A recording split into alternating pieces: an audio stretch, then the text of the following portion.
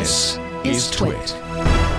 The big story of the week, and it's actually a developing story. Apple announced on Thursday that they are going to start implementing an iOS 15 new child safety measures. In fact, if you go to apple.com/child.safety, you can read about this. And, on the face of it, when I first read it, I thought, well, this seems like a smart way to do it. I'll explain quickly what they're doing so that we can then have a good conversation about why it's the worst thing ever, because apparently privacy advocates, including the EFF, the Center for Democracy and Technology, a lot of cryptographers and others are very upset about this.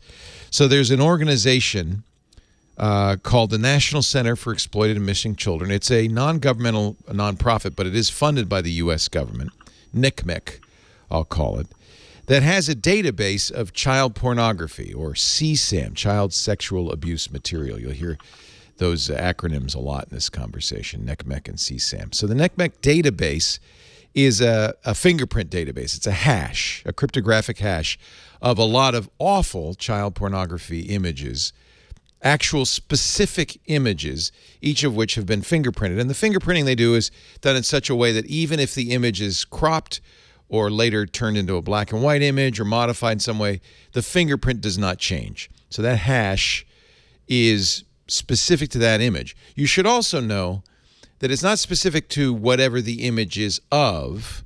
It is that picture. So you could take a picture of a car, hash it. Another picture of the same car would not have the same fingerprint. So those fingerprints are tied directly to a specific pornographic image, child porn image. So this database has been around for a while. In fact, it's my understanding companies have been using this for a while. Facebook, Google, and others have been using this for a while. Apple plans, starting with iOS 15, to put a copy of this database on your device, and then to create a fingerprint of images that you send through messages, whether it's SMS or data only, images you upload to iCloud, images you download from iCloud. To run that hash, you can do it locally on the iPhone, and then compare the fingerprint. Important, according to Apple's white paper, Apple does not learn about anything about images that don't match the database. Apple cannot access metadata or visual derivatives for matched images until a threshold of matches is exceeded. They do not say what that threshold is. Is it one picture? Is it 5? Is it 10? Is it 100? They don't say, but there is some threshold. It's apparently not just one picture matching. You have to have more than one. The risk, they say, of the system incorrectly flagging an account is extremely low. And if there's a report going to be made, so two things can happen. If there's a match and you match the threshold, so if there's some number of matches, if it's on a child's phone, under 13, the parents will be notified. If it's on an adult's or somebody 13 or older's phone, after that threshold is passed, image will be sent, a low-quality image will be sent to Apple, which will be reviewed by a human. If it does, in fact, match that known CSAM image, then they will notify NCMEC. It says users can't access or view the database of known images. Users can't identify which images were flagged. So Apple's trying to create a system that it respects privacy, but still does something about child pornography. This is something every company is worried about because apparently there's a lot of child pornography. The internet's widely used to distribute it and store it. So Apple doesn't want to be doing that. In fact, they have up to now been among the big tech companies the slowest to report CSAM images on their servers.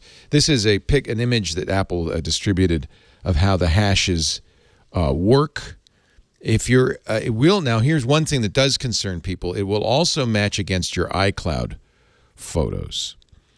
But it doesn't match against. I think it's important to confirm that it doesn't match pictures. Like if I took a picture of my toddler in the bathtub, it's not looking. It is for, not going to match.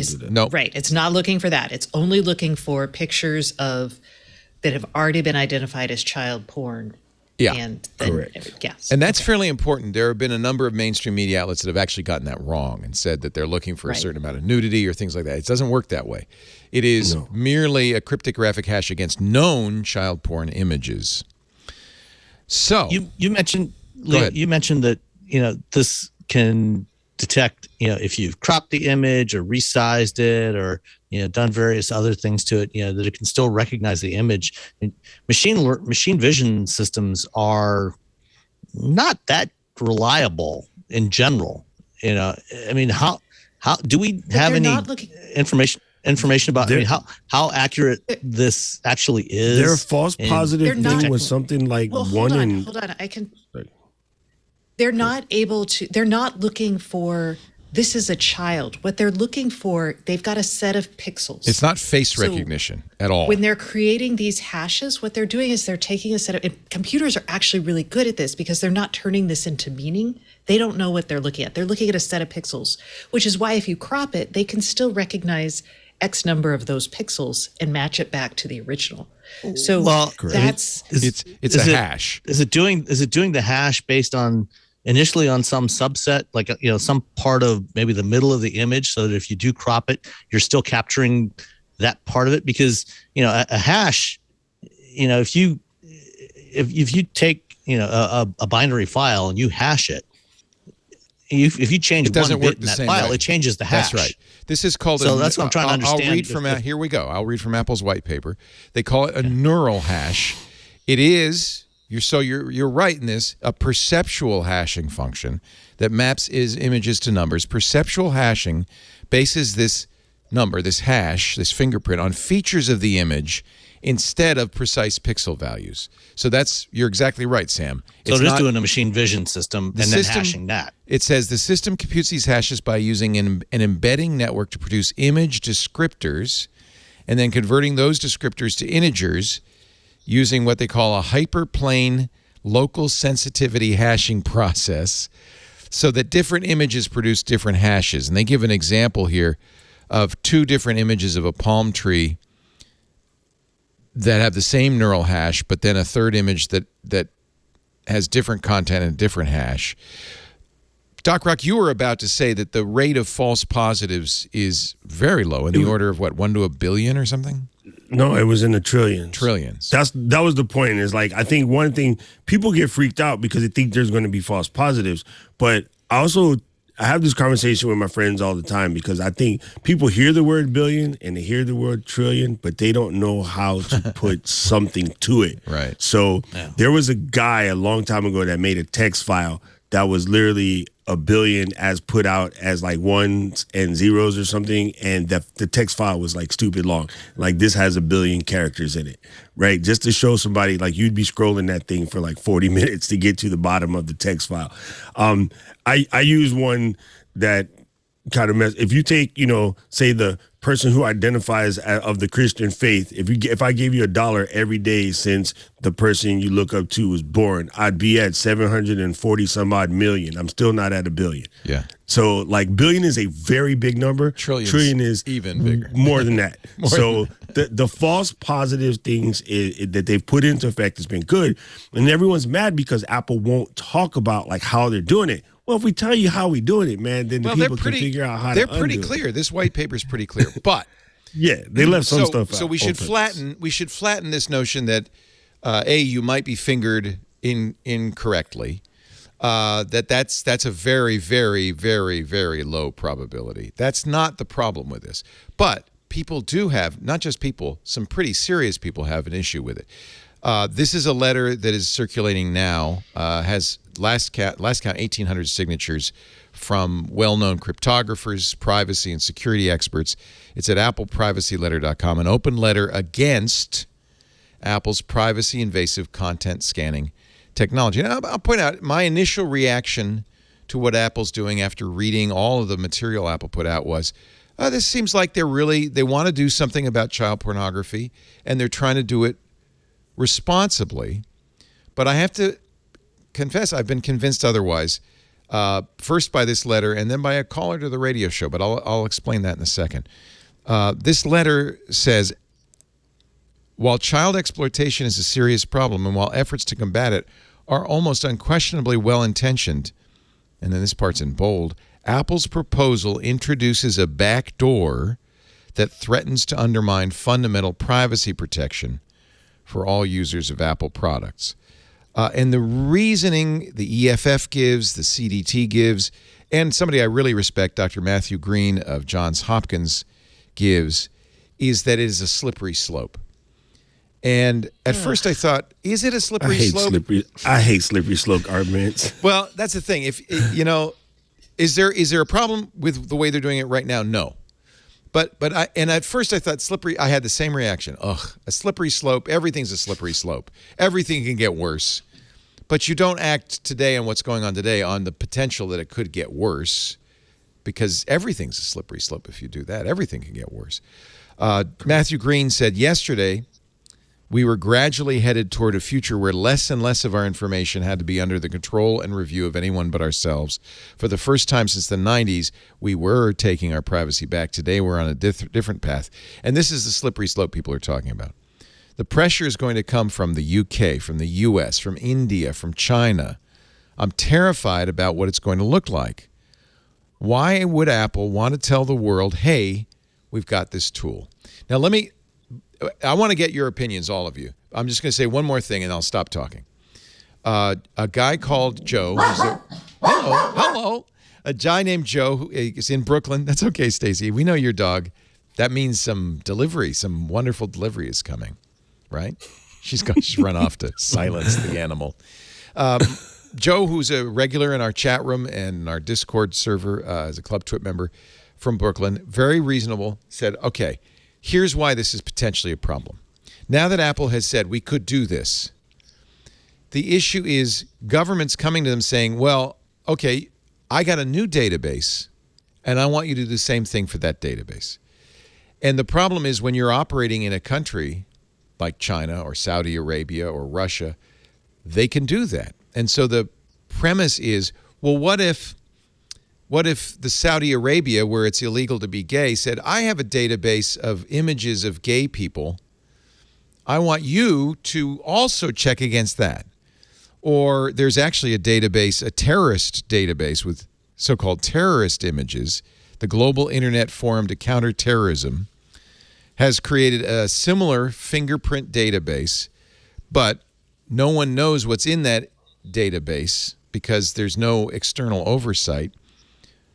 What's to keep, this is what the EFF's talking about that, what's to keep the U.S. government or China or Russia or any other government from saying, Apple, if you want to do business in our country, in addition to that NCMEC database, we've got a database of terrorist images we want you to flag. Can Apple at that point say, well, okay, we'll do it for child pornography, but we're not going to do it for you? In which case the country can say, well, then you're not going to do business in our country. In fact, I would submit Apple's already opened this door by saying we can do it. It's too late. What are your thoughts, Stacey? Okay. So first, this database has existed for a while and is used for Facebook. So it's not that the feds are unaware that this is possible. So that's one. I don't think Apple has opened any door that hasn't already been there. Two, this is such a tough issue because we're basically putting the potential human rights violations of governments against the rights of children, or rather solving a documented and real problem with child pornography.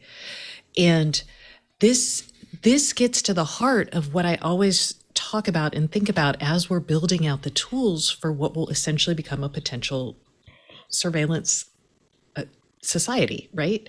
And we have to grapple with these issues not just by saying, I'm going to ban this tool, or I'm going to fundamentally break this tool by, adding encryption, or maybe I'm banning the tool by saying we can't have cell phone photos. I mean, that horse is out of the barn. So now what we have to do is we have to figure out, and this is hard, does a company have a moral obligation to people in other countries, or do they have a moral obligation to their shareholders to make as much money as possible? And we can't say that Saudi Arabia is not going to ask Apple to do this, for example. What we can say is Apple, maybe don't give in to them. And the issue here isn't, I know this is a fraught issue, and I understand that this is fundamentally, it has the potential to be a huge problem. And I am like, I was like, ugh, slippery slope. I see the slippery slope. I've seen it before, but we deal with this in regulations all the time. That's the point of making regulations, is saying, this is the line we're going to go to today, and this is where it's going to stop. And as you see, we move back and forth over this line over time as MLK would say, the moral arc of the universe shifts. So the question then becomes, what do we expect from Apple? What do we expect our government to do? What kind of rules can we put in place? It's not to say shove this horse back into the barn, because it's already out. We have this capability. Everyone knows we have this capability. We're going to have more cameras in more places, which means other people who have less privacy-focused values as Apple are going to be able to offer this as well. So let's have this conversation, and let's see where we can draw these lines. Let's understand where other governments are going to draw those lines, and then let's work from there. That's it.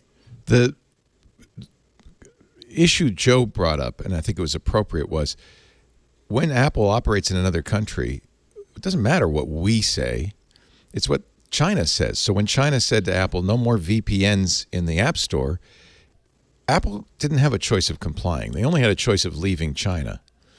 Right. And that's a big, Apple's not going to leave China. It's too big for their business. So what we could say is, well, yeah, Apple should only do business in the United States. I mean, yeah, that's the choice we have to make. Yeah. I mean, I don't think Apple's going to do that. That's right. Well, Google left China, but to be fair, Google didn't have a lot of business in China. Apple does. But if everyone from a Western country, if China or Saudi Arabia says, let's just go gay people in Saudi Arabia, or the Uyghurs in China, I mean, it's documented what China is doing there. But and there are plenty of companies that are complicit in that work with the U.S. If someone wants to make that their goal, they could come up to Apple and say, look, you are killing gay people. This is theoretical, killing gay people in Saudi Arabia. Don't listen to their government. If everybody in the EU and everybody in the US decided to boycott them. Right. I mean, part of this is like. But we don't do that. Apple is doing that in China, and no one's saying get out of China, Apple, because it's not okay with us. Right. So this is the pro. All right, Doc Rock, your turn. All right. Where do you come down on this? I'm sure you have an opinion. Of course I do. I think that solving this issue is bigger than the fear of a bunch of people in the room freaking out over what might happen later. And here's why. I know that sounds kind of glib, but here's why. There are people that right now that if the emergency came up, you had to go somewhere, you could take your child to and hand it to them and trust them to care for that kid for a week. Yes. Why? Because the reputation of the relationship you've built with them and the way that they behave, the way they hold themselves, their core values, if you will. From now backwards, there has been no other company whose core value has been more about your privacy than any other large tech companies. And yes, they're not perfect. Nobody is. But they've been the best in the business, right? So they're going to take your stuff and do something with it for you, Joe Schmo on a personal level? No, not going to happen, right? If you look at the lovely charts from Jason that you love so much, like Apple could probably walk away from Saudi Arabia and not care because they cover it sooner or later, right? China's a little bit harder, but they also have a better pushback to China too. Everyone thinks, well, they won't walk away from China because of the amount of business they do in China. Well, guess what? One of the things that they have in their strength is the same amount of business that they do in China. Apple pulling out of China pulls out billions of dollars from China. So China's not going to pull that flex any faster than Apple would pull that flex. Everyone loves to throw that one around. That one makes about as much sense as screen doors in the submarine. I've been to Foxconn. I've literally walked around the campus of Foxconn. I've been in the building where they're freezing iPads to see if they can handle it. So, yeah, no. That city, Foxconn City itself, where everyone is, there's over 500,000 people working on all myriad tech, not just Apple stuff. But trust me, no one's walking away from anything. That's like, when Allen Iverson was one of the biggest jerks in the planet, but the Sixers could not get rid of him. Who was going to be the guard? Right. You have a brother-in-law right now. You can't really stand, but that's who your sister picked. I think. Never mind. I got to get off that subject. Leo's going to get me in trouble. Sounds like there's something you want to share with us there, Doc Rock. But you just know what I'm saying, man. I do know what you're saying. Everyone loves to throw that slippery stuff around. There is and a balance. I get it. I agree. But there's a balance, man. Come on. No, China. Yeah, I think Apple. China may not say to Apple, "Look, you got to do this." If Apple really says and if we have to, we're pulling out. Of course, China let Google pull out. One thing too, because I've been to China many times as well. People get VPNs before Apple had it in the stores. Like Golden Frog was my life when I went there, and so it's not that big a deal. China likes to throw that around because it looks good for the newspapers, but they can't stop all of the people trying to listen to what they want to listen to. Yeah, Sam. You're gonna give us the final thought here. I agree with most of what both Stacey and Doc had to say. I totally agree that we absolutely need to do, I think, within reason, whatever we can to address the problem of child abuse. But I also I'm troubled by this because, for a number of reasons. I mean, the things you said about, any individual government, once you have this technology in there, can pressure, force, a company to do things with it that, was not intended for it. And I think that there's because of, the work that I do around automated driving as well, I see a lot of the problems with perception systems, and which is why I brought that up originally. I think that this approach is also problematic, and while it may not lead to that many false positives right now with the way it's being used now, I can definitely see where there is the potential for a lot of errors in this. Because I see this every day, with the system, with perception systems that are being used in the technologies that I cover as an auto industry analyst. So I'm troubled by the use of a technology that is known and understood by everybody that uses it to be problematic at best. It's not as reliable as you would want it to be. And the potential for misuse of it, and not just in China or Saudi Arabia or Uganda, but even here in the United States. I mean, we have seen, in recent years, government officials that have wanted to use and abuse technology and try to force technology companies to do things. And while they, to our knowledge at least, haven't really been successful in forcing that issue yet, I see a huge risk of, if we put this technology out there, that future administrations will use it, even here in the United States, in ways that we as a citizenry don't want, that it would be undesirable, for protecting the rights of, everyone in the population.